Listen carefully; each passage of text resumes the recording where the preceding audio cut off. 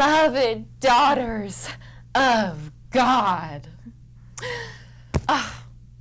If you wait to have sex before marriage, your vagina will be, hi Caitlin, like a beautiful red rose, fresh and pure like in bloom springtime jasmine.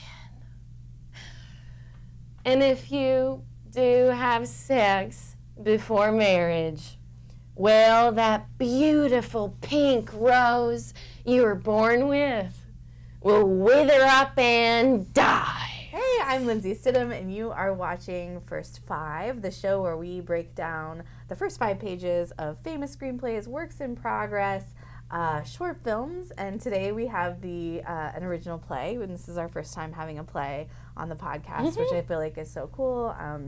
I also think people are adapting, now that we're in a crazy state of the business, people are adapting things in so many different ways. Somebody this past year asked me if I would please write a play.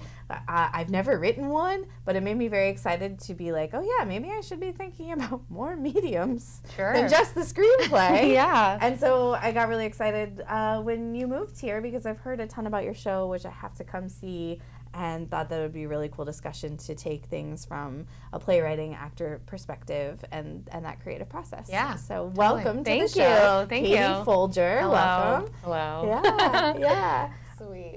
So we always start with 5 facts about people since we are always examining 5 pages. Mm-hmm. We do 5 facts. So what are 5 facts about you? Oh my gosh, are they supposed to be like career-based or It can be anything? whatever you want. Somebody talked about their fear of sharks. So. Oh my gosh, okay.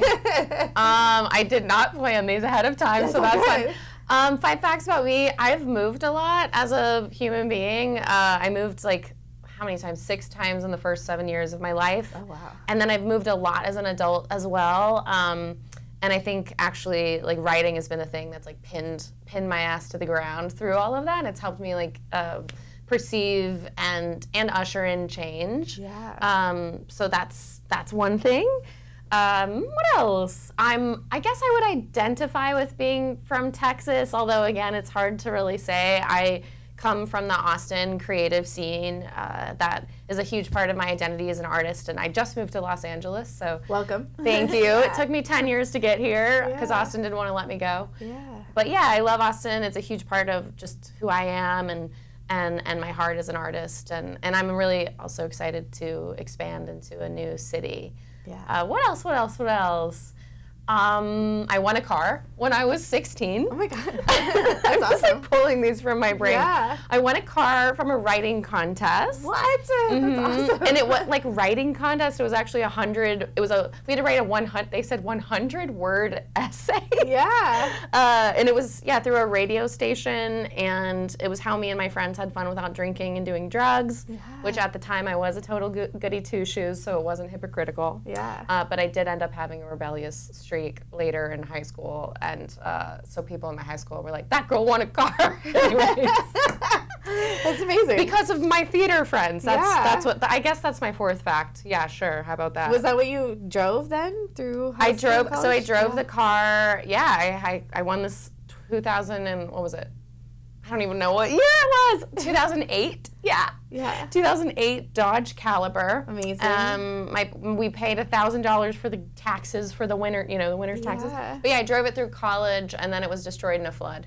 Oh God. In Austin. Tragedy. So I don't know. That was like 3 facts. Yeah, it's all good. Won a car when I was 16. Those are great facts. I love them. Rebelled in theater. R.I.P. car. I know, it was sad. Yeah, it's It was sad. I probably would have driven it for a long time because it didn't cost any money. Yeah, that's incredible. What an incredible thing to win. I don't know if I've made my stuff, which has been my winnings of writing, as I've made some of it. Heck yeah. So you have created Getting in Bed with the Pizza Man. That is your it's a one-woman show. You play everybody, correct? Yes. Okay, cool. Because I know every once in a while some people have people pop in for like little bits, but it's all you. It's all me. That's very fun because there's some very fun. I was imagining you playing some of the guy characters, and it was making me very excited. It's a lot of people's favorite part. Is it really? I mean, everyone has, but a lot of people are like, I love when you play the guys. I love to play the guys. Yeah, I can imagine. Yeah. I have so many questions because this is totally a medium that I have not worked in since I was in college. Yeah. I did some theater in college, but that's the last time I've been on a stage besides improv, which we don't write it. So, but yeah. So how did this play come to you? Why were you like, this is the story I have to tell with my one-person show? You know, I wish I could say that it was more pointed than that. It was really something, it was an evolution. Yeah. I think I relate a little bit more with this particular project to when writers talk about how sort of a story just kind of, it claimed me. I didn't expect it to be what it has now become at all. I write almost every day. I'm a big journaler, so at this point I have I don't know, probably 50. I have stacks of journals. By the end of my life, it's going to be atrocious. And every time I move, it's also challenging because it's pounds and pounds of journal entries. And so I've always written. I always enjoy writing about just what's happening in my life. And I say that everyone's always like, is this a true story? It's memoir style fiction. I think how can you write without it being based in your life and in your truth? And anyways, I had this kind of crazy week. I went on a trip and some weird, wild, mystical things happened. And I was telling the story to my friends and everybody was like, you need to write this one down. So I wrote it down, and at the time I was mostly writing a lot of just flash fiction, 2 to 5 pages, nothing lengthy. Yeah. This one, when I sat down to write it, it just kept going and going and going, and I was like, this is something a little different. It was 30 pages when I had finished the first draft. I wrote it in about a month, and showed it to one of my best friends, and she was like, I think this would actually be a really good one-woman show. You've always been interested in doing a solo show, and that kind of sparked a light bulb. And so then I got together a backyard reading. I'd never read my work in front of, I'd read work to friends because a lot of my work is very personal, and at the time I was really nervous to share my work in front of people I didn't know. Yeah. So then I was like, all right, I'm gonna challenge myself. I invited 30 people, some friends, some just colleagues, some people I didn't know at all, because I wanted to get a real sense of what these words did to people. Yeah. And what I always say is that I didn't realize it was a comedy until that night, because people laughed the entire time. Gut breathless laughing, and I was like, okay, I guess the things that I'm writing are funny. And it's really the humor ultimately comes, I think, from the very zoomed in honesty about, and it's just very specific about what's happening, and that's all I'd done. I had tasked myself with writing something as honest as possible, and then we all of course know the truth is often funny. Yeah. So yeah, that's kind of how it all started, and then I chickened out for 8 months. I actually had a bad boyfriend, and I actually never said that publicly, but he kind of shamed me about the script and what it was about, and I was nervous to perform it. Yeah. And then after we broke up, I had another little reading with 12 women. I read it on my bed, and that was really special and sacred. And then from there, it just snowballed. And it was almost the universe, for lack of a better word, just opened the doors. And I worked my ass off to make the show happen, but there were a lot of, looking back on it now, there were just a lot of series of events that I got a lot of support as I showed up with my effort. And so yeah, I want to distinguish that, because sometimes it wasn't just this thing that, yes, all the doors open, but I was also beating them down at the same time. Yeah, yeah. And I never thought I would, tour to Fringe and come to LA and sell out shows, and I got these wonderful managers for both talent and lit through my show, and they're opening a lot of wonderful doors for me. And now I'm, meeting with executives about my next projects, and it's crazy looking back. I have my journals, and I wrote my 15 goals that I had at the beginning of this process, which felt very lofty and ludicrous at the time, and I've basically all of the things have happened. So it's very strange. Yeah, that's incredible. Did not expect any of it. So you manifested all of this with this show, which is so cool. Yeah. And then I think what's awesome about and so freeing about theater is that it's living and breathing, and and as you've mentioned, pretty much always evolving, and Sometimes with film, you can do a lot of evolution in the pre-production process, and then things get really expensive to evolve after that. If you haven't planned it, then sometimes like the change is really hard. So that's so fun. And so you were just telling me a bit before we started recording about how much the first 5 pages have changed again and again, which I think is like such a cool takeaway for any writer, because the whole reason why I started this podcast is like there's this saying that you get 5 to 10 pages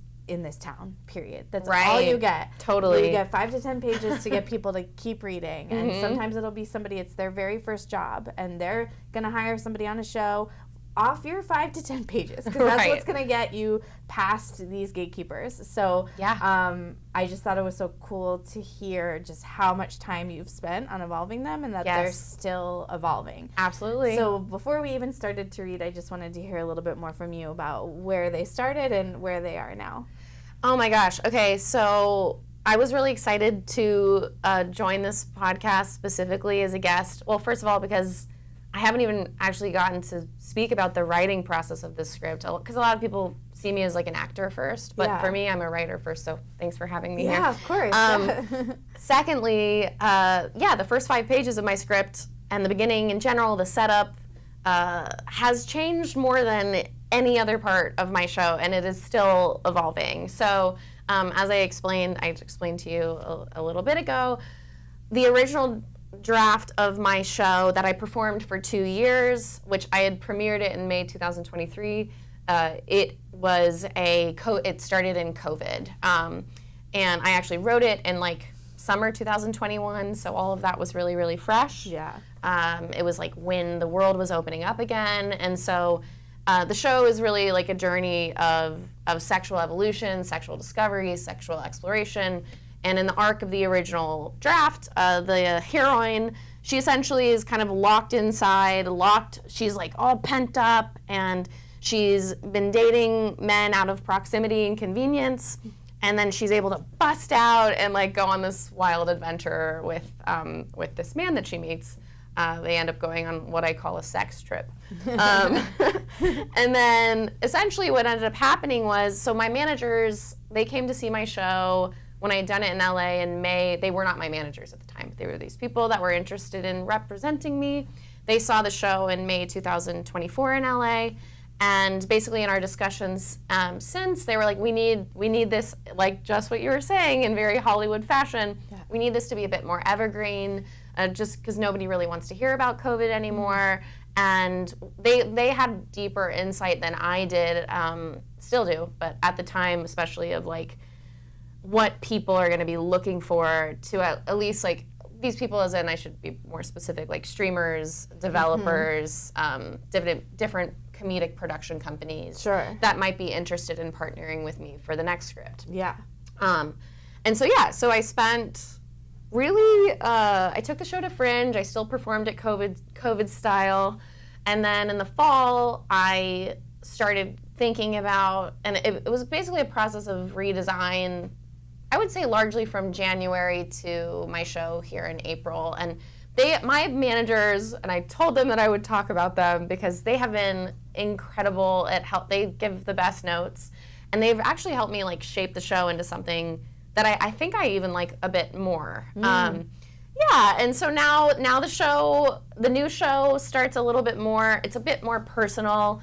It starts with, I guess, the roots of the character's upbringing and her programming about sexuality and desirability in a patriarchal Christian system. And then, she goes through a breakup, which I did go through a breakup in February. And so I decided I like to plant personal things into my work.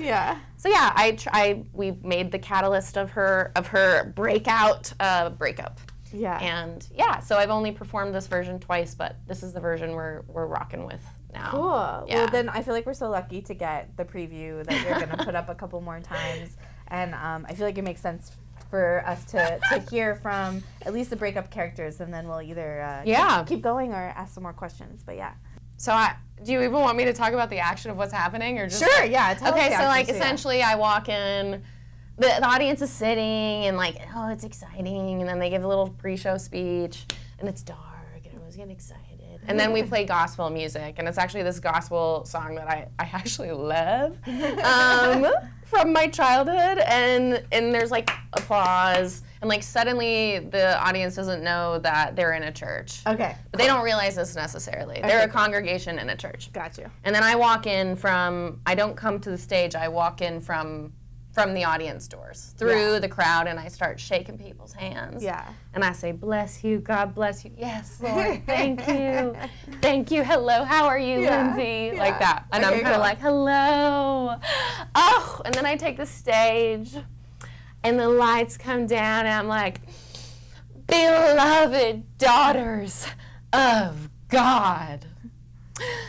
Oh, if you wait to have sex before marriage, your vagina will be, hi Caitlin, like a beautiful red rose, fresh and pure like in bloom springtime jasmine. And if you do have sex before marriage, well, that beautiful pink rose you were born with will wither up and die. We gather here today to protect our precious God-given gardens. Please rise and join hands. So we ask the audience to get up, and everybody's giggling now. Please rise and join hands with your mother on your left and your father on your right. And repeat this abstinence pledge after me. And so now everybody's like, oh, no way. You can repeat. I will. Believing that true love waits. Believing that true love waits. I commit to God, my future husband, and my family. I commit to God, my future husband, and my family. To a lifetime of purity and sexual abstinence. To a lifetime of purity and sexual abstinence. Until I enter a biblical marriage. Until I enter a biblical marriage. I will not allow anyone who is not my husband to touch my body in intimate places. I will not allow anyone who is not my husband to touch my body in intimate places. All dignity and power belong to you, O Lord. All dignity and power belong to you, O Lord. I belong to you. I belong to you. Amen. Amen. You may be seated. And then the lights come up, and I say, that's how at 12 years old I entered a committed relationship with my very, very, very first boyfriend, God.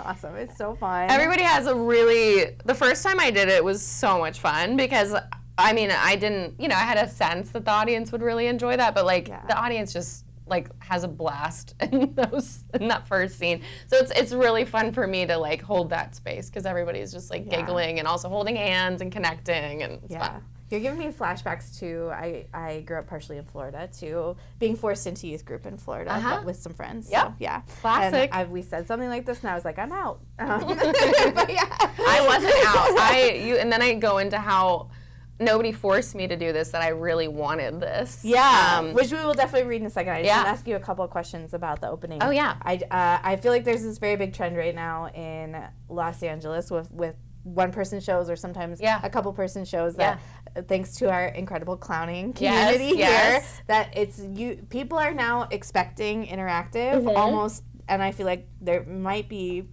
correct me if I'm wrong, there might be a game of topping the last interactive show that they saw, which is hard to do because people in LA are committed as hell, and we have the most talented actors, clowns, whatever you want to call it here, who like to take things super to the extreme. So I was wondering if you had that in mind when you worked on this, because you've seen some of these other shows, or just being how do I make sure the audience is in kind of thing. Yeah, I always so a huge thing that I was taught in theater school, and especially in all of my classes, directing, acting, playwriting, was that our job, and I actually really, really believe this, and this is a huge part of my ethos as a creative, but if as an artist, my job is to take care of and welcome in my audience. So I get really mad when I'm in shows or in movies where I feel that the filmmaker or the writer has abandoned the audience into a violent or unsafe experience that we weren't expecting. Yeah, I'm really not into that. So So yeah, like I definitely always when I'm devising a show, when it gets to the stage of like actually embodying the text, me and along with the people that I make with, because I obviously didn't create the 3D version of this in isolation. I had a director and producers and whatnot, choreographers, but yeah, I always like to make sure that what I'm making is taking care of my audience. Doesn't mean I don't want them to be uncomfortable. Yeah. But I will do my best to take care of them. But yeah, and then in terms of this beginning though, I can't even remember how it came to me. I think I started thinking thematic because I remember what it was. I started thinking thematically if I was like, okay, if this show isn't about COVID, it still needs to be true to me. Yeah. So like, what can it be about? So then I, of course, like broke it down, and I had to like go scene by scene and think about like catalyst and inciting incident. Like, what could the different options be of an inciting incident for this arc? Because I was like, I don't have time to change my whole show. Yeah. I'm putting this show up again in like 4 months, in LA this past spring. So I tried to come up with a beginning that I had to do the least work in tweaking the rest of the script, because as we all know, if you change the beginning of the show, it can have massive. So I had to be a little strategic, and I think I started to realize thematically that my show, I'd always said, at least previously, that my show was about exploring and deconstructing like sexual mythology that we like, the archetypes that we play sexually as women specifically. Yeah. And so I was like, okay, I think though, because there's also this like wisp of magic throughout my show. Like literally that's what, and I don't want to give it away, but there's like a wisp of, well, that was a weird thing that happened, and there's like a little sign here, and I was like, oh, it's not just about sexuality, it's about spirituality and sexuality. It's the intersection of spirituality, and that's how I got to this. Mm-hmm. So then I started assessing my sexual history more deeply, and like where my own misunderstandings of sex came from, and myself as a sexual being, and that's how we got to here. And then really the thing that cracked this opener was that gospel song. Music has always been really inspiring to me as a writer. I always like have a playlist as an actor and a writer, and I don't know, the song, it popped into my head, and I was blasting it in my apartment, and I don't know if you feel this way, but like I always know I'm on the right track when I like start weeping, and I could just see it. Like I was sitting on the couch, I was listening, sitting alone like a creep, because I feel like writing is so creepy because you're like alone being a weirdo. And yeah, I just started like crying, and I started seeing this, and that's kind of how it came to me. Cool. Yeah. And I feel like you have a fun device that, just talking about it, we don't necessarily see, but you have some stage directions indicating it. You have a fun device with clothes throughout the show. Yeah, for sure. So what does Pastor Katie wear, and could you talk to us a little bit about that device? And again, when it's just you on stage, you got to use any and all basic things that you have, and like how that came to you, and what the purpose of the device is. But so at the beginning I'm just wearing like a big cloak, and it's maroon, and so obviously it gives you like a little bit of like a church feel, but it's actually like, at the end of the day, what's interesting is like, yes, it functions as like this kind of papal thing, but it's actually a cool coat. And the show has like, there's a little bit of like and this is purely based on like my own like taste, but like there's a little bit of like a groovy, bright 70s romantic aesthetic to the show. But yeah, that's what I wear at the beginning, and then pieces of clothing come off and come back on throughout the show. I don't leave stage at all throughout the show, so like everything that I developed with my friend Chrissy, who did the wardrobe design, I almost say it's like Transformers. It's like there's things come on, they come off, and they're on top of each other and under each other, and so I mean, the show is quite simple in terms of this, like the technical side of it. It's gotten simpler with time. Like it was funny, you were saying with movies, like sometimes it gets more and more expensive as you go on, and then like in my experience with my show, I was like so expensive to produce at the beginning, and now I've figured out a way to make it for next to nothing. Yeah. And it's just as effective. But yeah, before it was like I was like having to raise 10 to 20K every time I traveled the show, and like now I'm like, no girl, go book your show at comedy clubs that will do a door split with you, and they don't, so anyways, but the wardrobe has been like a fun little device throughout the show. Very cool. So I say, amen, you may be seated, light change. And then I go into me. And that's how at 12 years old I entered a committed relationship with my very, very, very first boyfriend, God. And everybody's like, and I take my shirt off. I take my coat off and thank you. I know, it's a big deal. One could argue that this is where my questionable taste in man began. But let me be clear about something here that might surprise you. I wanted this. Nobody forced me to do this, unlike what I did to you, but you did just you kind of waived your consent by buying a ticket and walking in those doors. It's for the theatrics. Lovingly shut the hell up and go along with it. We're gonna have a good night. Trust me. Just trust me. No, my parents didn't force me to do this. No, I wanted that sterling silver with the little cross James Avery ring because 12-year-old Katie Folger, I was absolutely head over heels in love with God. I was on fire for him. I wanted to please him so badly every single night. Really. Every single night, 30 minutes before lights out, I would crawl into my bed with my little matching pajamas, and I'd turn on my lamp and light a candle, and I'd write love letters to my capital B boyfriend. I have like 20 full prayer journals of them. They would say things like this. Continue? Yeah. Okay. September 21st, 2005, and these are all real. Sparkle, sparkle, heart. Dear Lord, open up my heart and ears and eyes to anything you have to say to me tonight. Don't fluff it up or be gentle. Be raw and real and hit me tonight. Let me be receptive and fill me with your presence. Amen. You think that's saucy? Okay, yeah, check this one out. This one is a love poem. July 7th, 2007, heart, heart, sparkle. Make me new, shake me up, untie my heart filled with your love. It's growing and it's showing me something not ordinary. No love from a love or a like or a lust knows your love.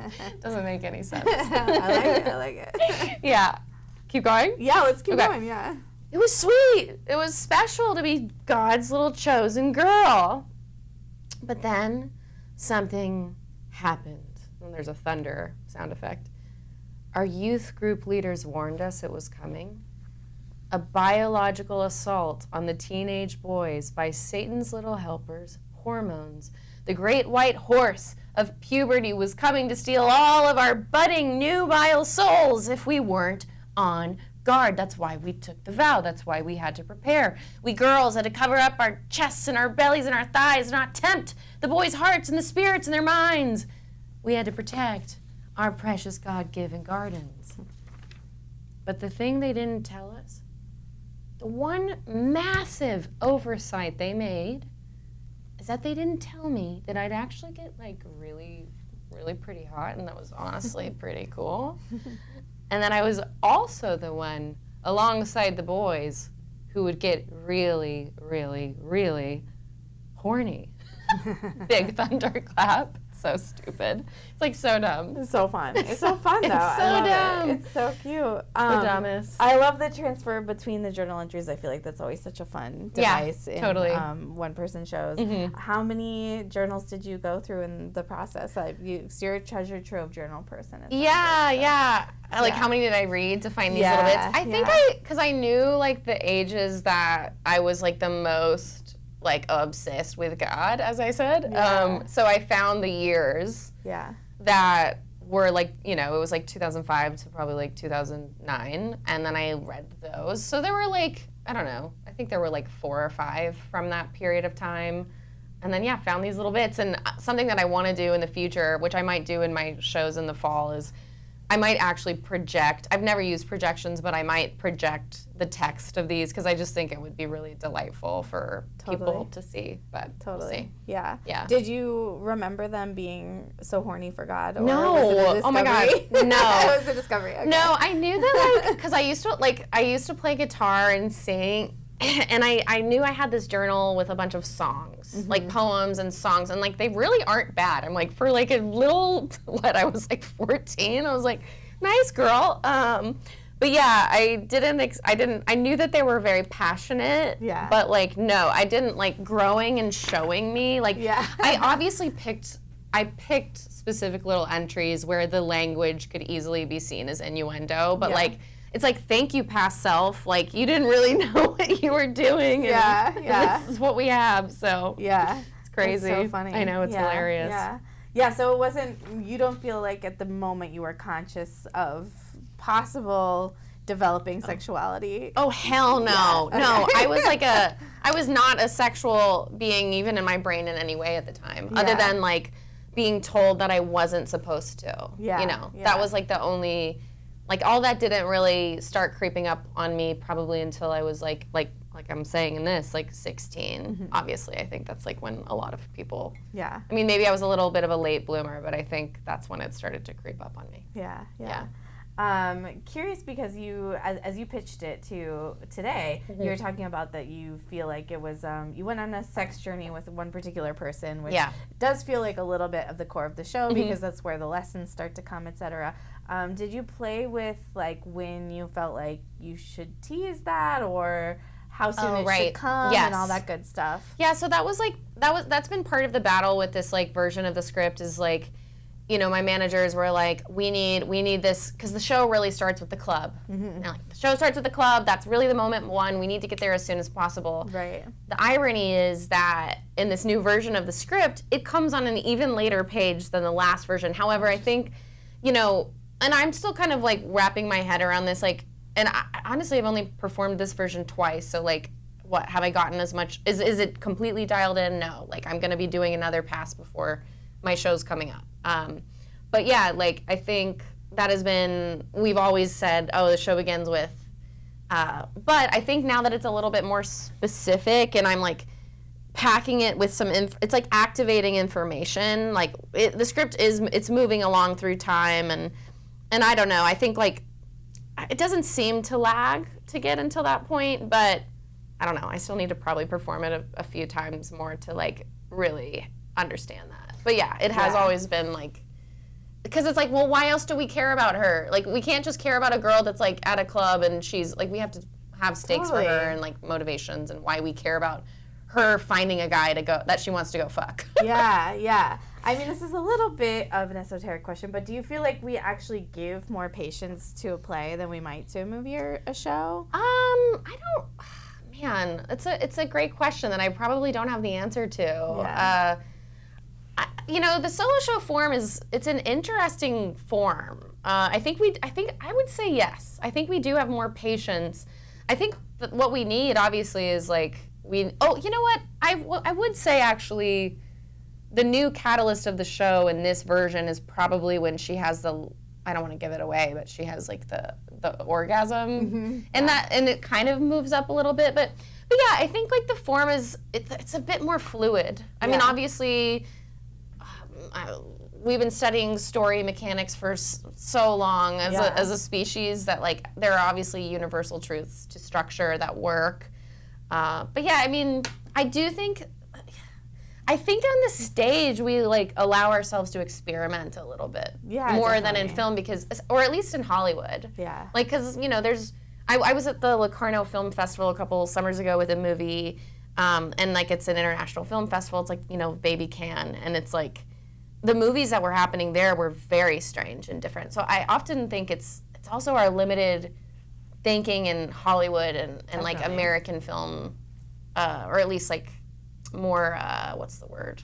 Commercial film specifically. Yeah, totally. Yeah. Like ingrained hero's journey and it has to be like that. Has to be like that. Have to hit all these steps, et cetera, et cetera. And I try to also ask people like, what does a journey look like when you're not a white guy? Like, what does it visually look like? Yeah, because we've had to consume, not had to, usually by choice, and many of them are amazing, but like that's the primary form of media we've all consumed for most of our lives. So it's like, what does it look like when it's somebody else's point of view and what does it visually even look like? Totally. And life itself is nonlinear and it's nonsensical. So the fact that we I mean, I do it naturally as a writer too. I'm like, well, this is happening because of this, and then all of that. It's like I obviously perceive my own life in a story medium, but that's also not, I don't think it's mutually exclusive. Yeah. Because, I don't know, life is absurd. It's Yeah. ridiculous. Yeah. So. Yeah, I dug getting to know this person through this pastor character. I liked the pastor character so much, I was actually yearning for them to come back, but maybe that was just me and the ingrained circle structure of story that's ingrained in me. But so if you see the show, we mirror a little bit of who she is. It's like I become the pastor, but it's like my own version. So when I do the sexual manifesto, okay, cool. It's mirrored in that, but Very it's cool. I have now embodied the power Very role cool. versus like this woman that projected all of this onto me. Yeah. Very, very cool. Yeah. Well, let's finish your first 5. Oh, so this is the last little bit of the first 5 that we'll have you read to us now. Okay, great. So I said, I was also the one alongside the boys who would get really, really, really horny. Big thunder crash. Very quickly now, almost overnight, my obsession with a male god became replaced with an obsession with male men. And what followed was a cataclysm, a tornado of ill-fated monogamous relationships that consumed every single page of my journal and every single year of my 20s. Recently, I decided to look through the stacks of my old journals over the years, thinking I'd discover gold that my future grandchildren would someday weep over within all the flimsy, fragile moth wings of pages. What did I find? Barely a whiff of spiritual insight like Rumi. Just a trace of social justice steam a la Maya Angelou, hardly a kernel of desperate plea to amorphous deity in the sky. Yeah, that's right. It was mostly about you fuckers. And then I pick a guy in the audience and I flirt with him a little and I get distracted and I'm like, God, no. And as a very proud and outspoken feminist, around 95% of these words, decades of aggregated thoughts and experiences and ideas just straight up strangle the Bechdel test. Here I was, sitting in front of 23 years of mine own recorded history, and all my future grandkids could say was, Grandma started writing about boys at 7. Grandma thought that 34 different men were each at varying points in her life the one. And this summary statement, perhaps more present than any other, Grandma really, really liked to fuck. Do you want to keep going? Yeah, we'll get to the end of your first 5. Okay. Yeah. I became, in essence, the Dr. Seuss of dating. This is so stupid. I dated young men, old men, quiet men, cold men, scared men, scary men, bad men, bold men. I dated tall men with small dicks. I dated small men with big dicks. I dated pretentious rich New Yorkers. I dated poor Midwestern hicks. Okay, I'm gonna stop it there because I use real names in this and I don't. Okay, yeah, perfect. So stupid. Awesome. I mean, I love ending on a Dr. Seuss rhyme. So. It's so dumb. Yeah, but I feel like we're starting to hit the thesis statement of the play like very quickly. Yeah. Like, you're gonna take us on a dating journey. Yep. It's gonna be wild. Yes. And here we are. And so you have like definitely hooked us in that first 5 Yeah. of being like, here we go. Yeah. Here we go on this fun wild You're ride. like, where are we going? Yeah, which is so fun and definitely what you pretty much got to do in the first 5 of almost anything you make these days because again, people's attention span is I know. Yeah, I know. It's short, but it's so fun. Yeah. Yeah, really fun. Will you tell us a little bit about the title of the show? Yeah. And who the pizza man is and what the idea of the pizza man is? Yeah, I mean, it's kind of a big reveal. I know. I was like, so like, how do I ask this question? I might have to be totally revealing? I know. I might have to be vague. Yeah. The pizza man. What can I say? Let's just say that. So getting in bed with the pizza man was the first title that I came up with, and I tried to change it a million times, and it stuck. Everybody was like, "No, that's the title. You should keep it." I will say there are various pizza men in my show. Yeah. I don't want to give away exactly what it is. There's sex scenes in the show. There are journeys with pizza men. But yeah, it's a bit of a reveal that comes later in the script, and it also is. Everybody's always like, "Is it something that happened?" And I'm like, "Well, yeah, in a way, sure." I always say I won't tell you, but I guess in a way, yes. And you have to kind of see how it manifests. Yeah. And by going to the show. I would just say if you're still a single person and you're out there dating, the pizza man feels like a really good test of a person. Yes. And that's like, for me, that was like the takeaway of the show. Yeah. So, but you have to see the whole thing to know like what the test of that person is, and like in like a great way. And, And like I will say that the scene with like I'm like, I don't want to give it away. But yeah, it becomes a bit of a marker of like seeing a potential lover, a potential suitor, and it's now applied to other areas of my life too, like friendships and who I let close. So it's basically like a bit of a metric for who you allow into your space, into your body, into who you share space with and time with, and when. Yeah. And who gets through the door and who doesn't. Yeah. Yeah. I really liked it. It was one of my favorite moments in the show. So I would just like super advocate people to go see it to know exactly what we're talking about, and maybe you'll find the Pizza Man test is like helpful in your own life. Yeah, totally. Yeah. So I loved it. I thought it was a great takeaway. Yeah. So yeah, I know you're getting ready to tour with it again. Yeah. So what does that process look like for you as you prepare, both like writing and performing wise? Oh man, I mean, I've done this show a lot. I've been performing it so much longer than I ever thought that I would. But it like makes sense, and when you look at like plays, at least like plays that I really admire, or like plays that like eventually get to Broadway, or like whatever have longer runs, like they are often on these like years of development journey. And I'm not saying that this show will I don't even know if that's something that I would want, but I am definitely performing it more often than I thought, and for a longer period of time. I think like at this point, I love a long-term project. It's also why I've like always really enjoyed doing TV more than like, I mean, I love making movies, but like I really enjoy a long journey with a character and with a show, because you just get better and better, and it like and like really like drops into your bones. And so, there's a part of me that like, I could, without even any rehearsal, I could probably put the show up tomorrow and it would be fine. Like people would probably still enjoy it and not notice. But yeah, I think like every time I perform it, there's like big gaps of time. There's like usually months that pass between next performances, so I don't really think about it. And then usually like the week before, I'll start to like kind of, because there's also a lot of physical comedy in the show, and it's like very athletic. So I get out of shape with that, and I have to start running it. I'll usually try to do like, I don't know, 3 or 4 runs before I put it up again. But like I made the discovery, it seems silly and obvious, but like, how musicians put on their concerts, and it's like an hour and a half of material, and they don't necessarily do the whole concert. Yeah. They'll rehearse like 5 songs, and so I started to realize like, oh, I can do the first 20 minutes one day, and I can do the next 20 minutes the next. Yeah. The one thing that doesn't allow you to do is like necessarily lace together all of the emotional turns, but anyways, and then my managers want me to do another pass before we do some more like industry driven shows in the fall. So the rewrites fortunately are very simple now. It's really just like even like cutting and cutting and cutting, and shaving things out more than adding things. Yeah. Because again, that attention span, which kind of does kill me as a writer. Yeah. Because a lot of people are like,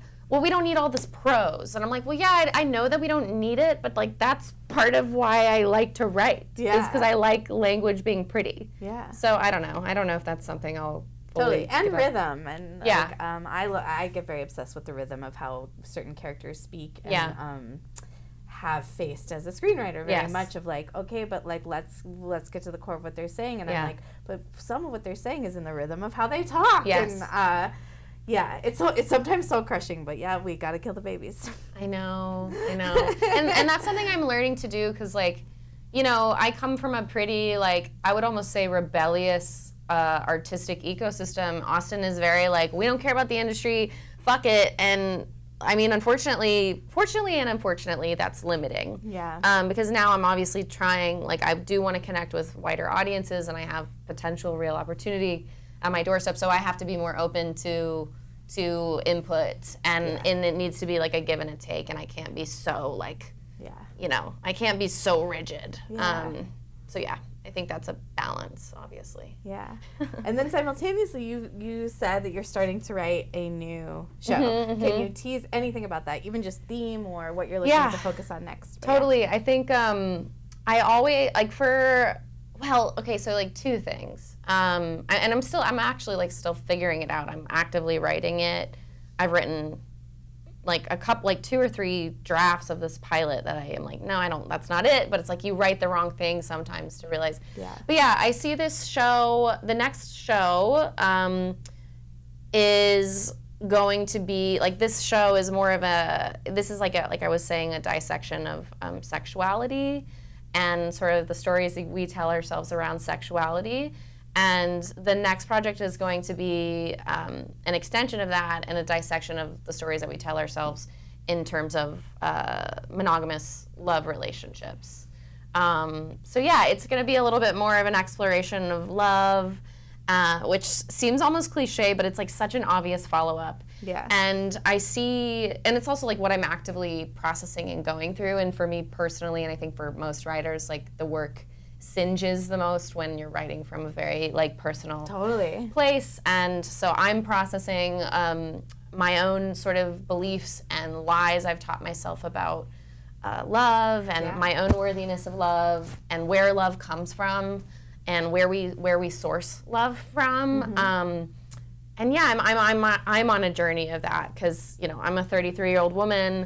I'm not married. I don't have kids. I think a lot of people are in this place right now in our society, and like just kind of reimagining what it looks like to show up in this world with community and love if you're not in a relationship. I mean, at least in my own experience with a man. So yeah, that's kind of what I'm working with. And, you know, it's interesting because I'm writing it in the format of, like I was telling you, prose, a solo show, a short story.